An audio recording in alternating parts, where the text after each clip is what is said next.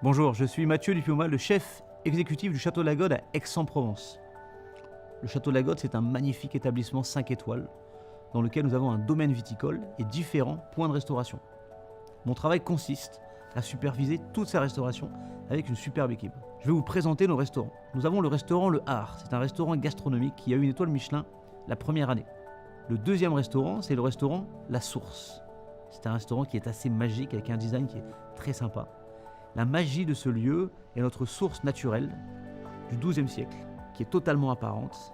Le troisième restaurant, c'est le restaurant Kaiseki. C'est un restaurant qui est un clin d'œil à la région de Kyoto et à la ville de Kyoto, dans lequel on propose une gastronomie japonaise un petit peu débridée et twistée avec des influences provençales. Le design de ce restaurant a été totalement réfléchi pour apporter un petit peu une note assez exceptionnelle et un effet waouh. On a mis dans ce restaurant un hélicoptère qui est recouvert de diamants avec des plumes roses et qui va apporter un petit peu une touche un petit peu manga, très très flashy et qui est totalement là pour casser les codes. Tout plein d'autres petites choses sont là pour surprendre et provoquer un petit peu l'arrivée de nos clients. Depuis mon plus jeune âge, je me suis donné les moyens de voyager dans 27 pays différents. Et je suis parti 15 fois au Japon. À l'âge de 22 ans, mon premier voyage au Japon, j'ai passé 3 mois dans la ville de Kyoto, où j'ai fait un long stage avec le chef Ichi Edakuni, qui est propriétaire du restaurant Giro Giro à Kyoto. Il propose un style de cuisine très typique de la région de Kyoto, qui est ce terme kaiseki, l'enchaînement de nombreux petits plats dans un menu omakase. Menu omakase qui veut dire menu carte blanche. Grâce à ce voyage, j'ai eu la chance de découvrir tout plein de producteurs, où Eda-san m'a amené avec lui, à la rencontre d'un petit producteur de wasabi, comme à la rencontre d'un petit producteur de whisky. Et tout ça a été très enrichissant pour moi. Il y a 3 ans, j'ai amené toute mon équipe, nous sommes partis à 17 au Japon pendant 21 jours. Et l'idée de ce voyage était en fait de partager cette passion pour le Japon à mon équipe. Et nous avons organisé une sorte de road trip gourmand, où l'idée était que nous soyons des ambassadeurs de la gastronomie française et nous venions découvrir les produits japonais avec lesquels nous avons réalisé différentes recettes. Nous avons réalisé un premier événement à Nagoya, qui était le Tokai Festival. Le thème de cet événement était que chaque producteur de la région nous offre de magnifiques produits afin que nous puissions apporter notre touche franco-provençale. On a eu la chance de travailler le bori, qui est la sariole. On a eu un très très beau bœuf de Matsuzaka. On a pu aussi travailler différents types de saké, différents types de miso. On a passé un événement qui était juste formidable. Le deuxième voyage, nous sommes partis à Hiroshima, à la rencontre du chef Kinishi Koyama, chef propriétaire du restaurant Le Jardin Gourmand, une étoile Michelin. Ça a été une collaboration qui a été assez magique, avec un échange et une passion qui était assez folle. Le chef Kinishi Koyama, avant de réaliser notre 4 mains, nous a amenés avec lui à la rencontre de différents producteurs. Nous sommes allés voir un producteur d'agrumes, où nous avons récupéré nos agrumes. Nous sommes partis sur la baie d'Hiroshima, dans un parc à huîtres, très très tôt le matin, pour ramasser des huîtres qui étaient juste magnifiques, que nous avons derrière utilisées pour notre repas. Nous sommes allés voir sur une petite île la création de la sauce soja, pour comprendre toute cette complexité et comprendre un petit peu le travail de la fermentation sur une sauce soja. Derrière, nous avons eu la chance de visiter une très vieille maison où ils réalisent du saké pour pouvoir faire une super dégustation, récupérer du marc de saké pour pouvoir derrière réaliser un sublime dessert. La richesse et les sublimes expériences que j'ai pu vivre au Japon ont permis aujourd'hui d'apporter ce fil conducteur dans la gastronomie au Château de Lagode. Donc c'était tout en logique d'ouvrir ce restaurant Kaiseki, dans lequel aujourd'hui j'essaie de retransmettre une émotion et une passion pour le pays du soleil levant. Tout au long de cette vidéo, je serai accompagné par le chef Takahashi, qui nous présentera et nous parlera des produits japonais que je vais utiliser pour mes recettes. Avant cela, laissons Takahashi se présenter et nous parler de la gastronomie et de la culture japonaise. 私は料理屋木信の3代目主人です。創業は1935年です。ですので今年で86年になります。もともとは仕出しといいまして、その料理をご家庭に運ぶ仕事から始めまして、そこから店を構えてこのような料亭になっております。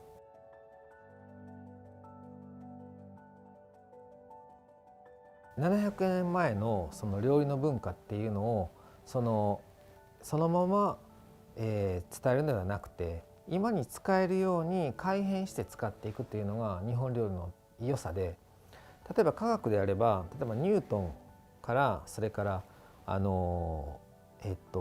ュタインからというふうになると、前までの法則がなくなって新しいものに刷新されますよね。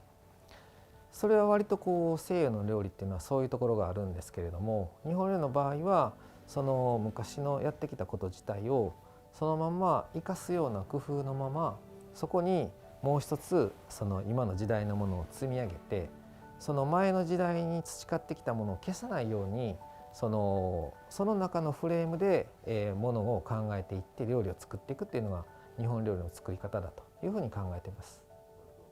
だから環境に合わせるって言いますか、その時代にはその時の環境があるので、それに合うように調理技術もそれから表現方法もそのようにしているわけです。時代時代にその尊ばれた食文化が違うと思うんです。例えばですね、精進料理であったり、そういう時はですね、野菜がすごくその品種改良が進んだ時期なんです。でそのお野菜をどんどん海外から種を取り寄せて栽培をして日本の風土に合うようにしてお野菜をどんどん育てていったと。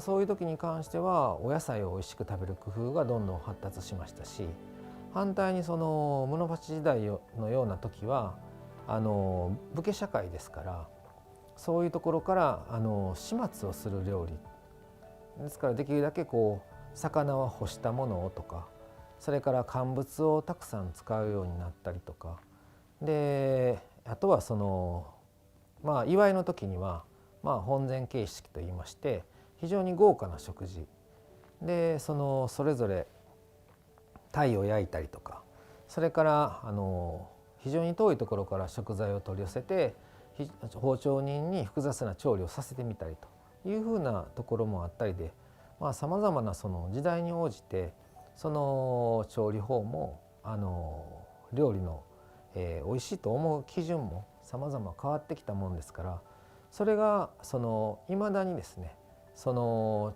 調理技法が残っていて、私たちのその技術の一部分になっているというところがあると思います。Maintenant que les présentations sont faites, je vais vous présenter les produits avec lesquels je vais réaliser les recettes. Donc, le yuzu est un agrume japonais qui est très réputé et très utilisé en France. Nous, en l'occurrence, on l'utilise sur différents types de plats. Sur une entrée comme sur un plat, ça marche très très bien. Vous pouvez retrouver des yuzu dans différents types de magasins spécifiques asiatiques ou aussi en ligne sur internet, dans différents styles. Il existe le jus de yuzu que vous pouvez utiliser pour réaliser une sauce ou alors un dessert très sympa. Vous pouvez aussi retrouver des écorces qui seront séchées, légèrement sucrées, qu'on peut disposer à la fin sur un poisson qui va apporter cette petite note agrume très florale. Et pour la suite, je vais laisser la parole à Takahashi qui va vous faire part de l'origine de l'agrume. こちらにある柚子っていうのはですね、私たち日本料理にとっても欠かせない食材なんです。特にこういうふうに黄色になった柚子っていうのは香りがとても良くて、これフランス人のシェフもすごく好きなんですね。で現地のものでは全然そういった香りが出ないので、日本産のものが欲しいというふうなニーズがとても強いです。こちらのすだちですとか、こういったものを非常にこう合わせて使うようなこともシェフはしていて、それぞれその香りにも特徴がありますし、酸味にも特徴がありますから、それを上手にそのシェフごとにさまざまな使い分けをして料理に合わせてらっしゃるみたいなことです。Merci Takahashi pour ces formidables informations. Moi de mon côté, je vais vous présenter comment on utilise le yuzu. En Provence, on réalise une sauce très connue qui s'appelle une sauce vierge. Et en général, c'est une sauce à base d'huile d'olive et un vinaigre. En général, c'est un vinaigre balsamique. Moi, je vais remplacer le vinaigre par un jus de yuzu et de la sauce soja qui va apporter une très très belle acidité et un côté umami qui est fabuleux en bouche.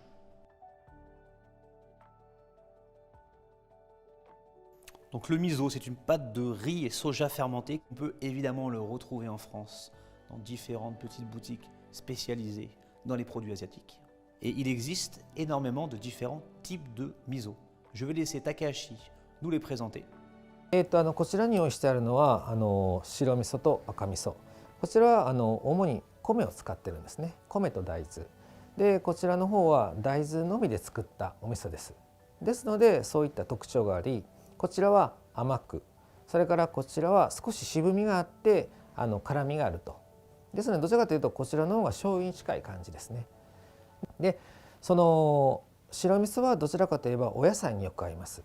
それからお魚、それから甲殻類にも合います。それから赤味噌の場合はそうですね、お肉が美味しいですかね。お野菜でも合うんですけれどもお肉にも非常に合わせやすいということで、それがまたその食材のその味わいを引き立ててくれるようなそのうまみ調味料だというふうに思います。それはメイラード反応っていってその焦がすことによってすごく香りが立ってきますので、お味噌を少し焦がして食べるという文化は日本にもたくさんありますので。Ah, la fameuse réaction de Maillard, c'est une technique très utilisée dans la gastronomie française.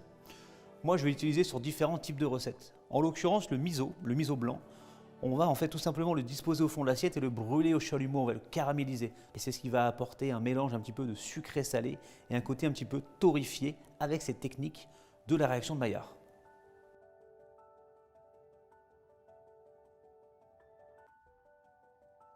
La sariole est un poisson que j'affectionne énormément et que je travaille très régulièrement selon les saisons. En l'occurrence, on va le travailler cru en ceviche. On va faire une petite sauce péruvienne leche de tigre et en fait le gras de ce poisson est très agréable en bouche quand il est cru. On peut aussi le servir mi-cuit, donc cuit très légèrement au barbecue et servi vraiment rosé à l'arête et puis voilà avec une cuisson qui est très légère. Mais je vais laisser Takahashi nous expliquer la spécificité de ce poisson. はい。特にこれは養殖のブリなんですけれども、こちらはですね非常に油の質がとてもいいです。もうどんどん飛躍的にブリの養殖っていう技術は進んでいて全然臭みがなくて、ですけれども何かその非常に油の香りっていいますか十分な油の香りがありますので、それを普通にソテーして焼いても油がじわっと出てきてですね、その油で表面がカリッと焼けるようなところもありますし、なおかつその油が非常に多いですから身が硬くなりにくいんですね。そういった特徴があるので非常にブリという魚は日本料理のみならずそのさまざまな各地の料理にも使える食材だというふうには思います。Merci Takahashi pour ces précieuses informations. Je vais maintenant créer des recettes à partir de ces ingrédients. Donc dans un premier temps, on va monder les tomates. Donc le terme monder les tomates, ça constitue à enlever le pédoncule, faire dessus une petite croix de façon à ce que quand on va cuire les tomates, la peau s'enlève très facilement. Et donc ensuite, ce qu'on va faire, on va porter notre casserole à ébullition et on va plonger les tomates une dizaine de secondes dans l'eau bouillante. On va ensuite les réserver dans une eau glacée de façon à créer un choc thermique, de façon à ce que la peau s'enlève naturellement. Une fois que vous avez refroidi vos tomates, on va pouvoir enlever la peau. Et l'incise permet en fait de faire un petit espace pour pouvoir passer le couteau. Donc les tomates sont taillées, je vais attaquer le dressage. Donc l'idée de ce dressage, c'est de disposer les tomates sur différents espaces et de jouer un petit peu sur les couleurs. Donc nos tomates sont taillées, je vais maintenant les assaisonner. Donc en fait on va jouer plus en fait sur la note d'acidité, une note de peps avec le jus de yuzu qui a été préalablement pressé. On presse un jus de yuzu comme on peut presser un jus de citron ou un jus d'orange. Et on va apporter aussi une huile d'olive fruitée vert qui apporte elle aussi de la gourmandise et une note d'acidité. Pour le coup, on ne va pas mettre de sel parce que le sel, on va le retrouver dans le miso. On va faire des petits points où l'idée qui est qu'à chaque bouchée, on retrouve la gourmandise du miso. Donc là, je vais apporter une note de umé. Le umé, c'est la prune salée japonaise qui sont mis en sel et ensuite derrière, elles sont mises un petit peu en conserve. Et on les a mixées avec un petit peu de sirop. Donc le umé ainsi que le yuzu ou le miso, vous pouvez le retrouver dans les différentes épiceries fines asiatiques qu'on peut retrouver maintenant un petit peu dans toutes les grandes villes ou aussi sur différents sites internet spécifiques pour la gastronomie japonaise. Donc là, je vais continuer le dressage avec une petite note de de peps qui va être un tout petit peu de gingembre. En fait, c'est un gingembre confit qu'on va en fait, pareil, disposer sur ce plat de tomates. Et là maintenant, on va finir le plat avec les fleurs du jardin. Notre assiette est terminée. Pour sublimer le plat et apporter une touche olfactive très intéressante, je vais râper un yuzu frais. Donc la recette est terminée, j'espère que ça vous a plu, que ces petits tours de passe-passe et jeux de condiments vous ont intéressé. Je vous invite à réitérer cette recette à la maison et de pouvoir à votre tour jongler sur les différents condiments japonais que j'ai pu vous présenter aujourd'hui. Donc je vais préparer en fait la sariole, ça va être tout simplement en fait de la désarrêter. Donc évidemment c'est une technique un peu périlleuse, donc totalement facile de demander à votre poissonnier de vous préparer votre poisson déjà en filet, même portionné, de façon à ne pas avoir cette étape à faire à la maison. Donc là je vais attaquer ma petite fricassée de shiitake et choupa-choy. Dans un premier temps, tout simplement, je vais juste en fait couper la base du choupa-choy pour pouvoir effeuiller les feuilles du choupa-choy. Donc là je vais mettre donc une belle petite goutte d'huile d'olive. Donc on veut que ça change, donc l'idée c'est de rajouter en fait une belle note de gourmandise avec le beurre et d'apporter comme une petite touche française au plat. Une fois que le beurre sera bien fondu. Donc les choupa-choy et nos shiitake. La chose qu'il ne faut pas faire surtout, c'est mettre de sel. Parce qu'étant donné qu'on met de la sauce soja, en fait la sauce soja japonaise va apporter en fait une note saline naturelle. Donc une fois que tout est bien coloré, on a fait cette légère caramélisation des champignons et du choupa-choy, on va pouvoir ensuite déglacer avec la sauce soja, le saké et le mirin. Et donc là maintenant je vais procéder à la cuisson de la sariole. Donc je vais prendre mon poisson que je vais tout simplement assaisonner avec une petite pointe de fleur de sel, très légèrement. Toujours la même chose, c'est un poisson qui doit être légèrement assaisonné du fait que nous avons une sauce qui va être très corsée avec un côté umami. Et on va aussi joliment le saupoudrer avec un petit peu de sésame, sésame de couleur, sésame rouge, qui va apporter une note un petit peu voilà, torréfiée du fait de le brûler au chalumeau. Et donc là je vais donc tout simplement allumer mon chalumeau et brûler très délicatement ma sariole. Voilà. Et donc à la maison, il faut tout simplement chauffer sa poêle et il faut faire tourner son poisson toutes les 15 secondes dans sa poêle bien chaude, puis le retirer. Donc là notre poisson est juste coloré, je vais tailler quelques tranches et on va pouvoir commencer le dressage. Donc dans un premier temps, je vais disposer les shiitake. Donc les shiitake qui ont été donc sautés, un petit peu mijotés avec tous les ingrédients umami que je vous ai présentés tout à l'heure. Donc on va disposer 3 jolies pièces de shiitake. Derrière, on va disposer 3 petites tranches de sariole, donc qui est juste mi-cuite et légèrement torréfiée avec le côté brûlé et avec le sésame. Derrière, on va disposer les petites tranches de choupak-choy. Ensuite, derrière, je vais disposer la sauce, le jus de cuisson. Donc le jus de cuisson donc, qui était tout simplement notre réduction umami. Donc nous allons ensuite saupoudrer très légèrement avec le sésame pour rappeler un petit peu ce côté un petit peu sésame torréfié qu'on a sur le poisson. On va apporter une herbe un petit peu très fraîche et très herbacée de ciboulette qui est ciselée très fine et qui va apporter une note herbacée très intéressante. Et on va finir avec une touche très umami qui est le nori. Nori, c'était une feuille d'algue qu'on connaît très bien quand on mange des makis et qui va apporter voilà, un côté très visuel et qui amène beaucoup de volume à votre plat. Notre recette est terminée. Aujourd'hui, pour cette recette, j'ai utilisé de la sariole japonaise. Mais chez vous, vous pouvez utiliser d'autres types de poissons. Des poissons qui sont très bien sont des poissons comme le thon et l'espadon, dans lesquels vous pouvez utiliser la même cuisson. Et après, vous pouvez utiliser d'autres poissons, comme un loup ou une dorade, qu'il faudra juste cuire un petit peu plus, mais que vous pouvez agrémenter avec les mêmes éléments.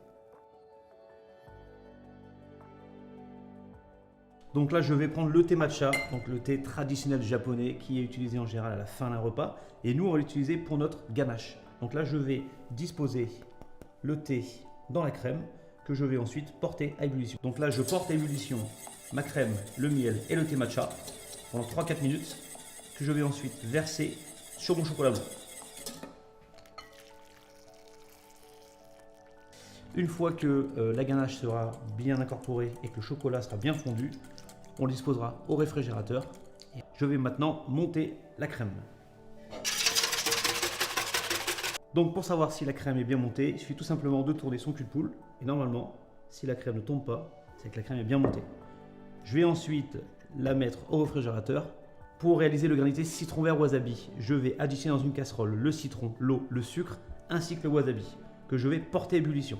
Une petite technique pour faire votre jus de citron, c'est d'appuyer un petit peu et de faire tourner le citron avec un petit peu de force sur votre main. Ensuite derrière, je vais le couper tel quel et à l'aide d'une fourchette, je vais réaliser mon jus. Donc là, je porte à ébullition l'eau, le wasabi, le citron et le sucre que je vais ensuite disposer dans une plaque. L'idée pour votre recette à la maison, c'est de disposer dans une plaque assez longue de façon à ce que le granité puisse congeler assez rapidement. Hop là, tel quel, voilà. Donc ma recette est finie, je vais le mettre au congélateur. Idéalement, cette recette doit être faite un jour à l'avance de façon à ce que le granité ait le temps de congeler. Donc je viens de sortir mon granité et ma ganache montée du réfrigérateur. Le granité a été donc préalablement gratté à la fourchette de façon à réaliser des petits cristaux. Et donc ce que je vais faire, tout simplement, je vais disposer de façon assez élégante, généreusement, mon granité dans mon assiette. L'idée c'est que le granité va apporter énormément de fraîcheur avec cette note un petit peu piquante qu'on retrouve avec le wasabi. Et là je vais aller très généreusement mettre une petite quenelle, tout simplement, de ganache montée au chocolat blanc. Et je vais finir avec des petites fleurs de cosmos que je vais disposer tout simplement dessus. Et entre temps, ce que je vais faire, je vais saupoudrer avec un petit peu de sancho. Donc le sancho, qui est ce poivre japonais et qui va apporter cette note un petit peu explosive au dessert avec beaucoup d'originalité. Après à la dégustation, ce qu'il faut, c'est tout simplement en fait aller bien au fond pour pouvoir avoir la fraîcheur et la note explosive du wasabi et surtout ensuite dessus la gourmandise du chocolat blanc thé matcha et on finit avec le sancho. J'espère que cette vidéo vous a plu. À bientôt et belle dégustation.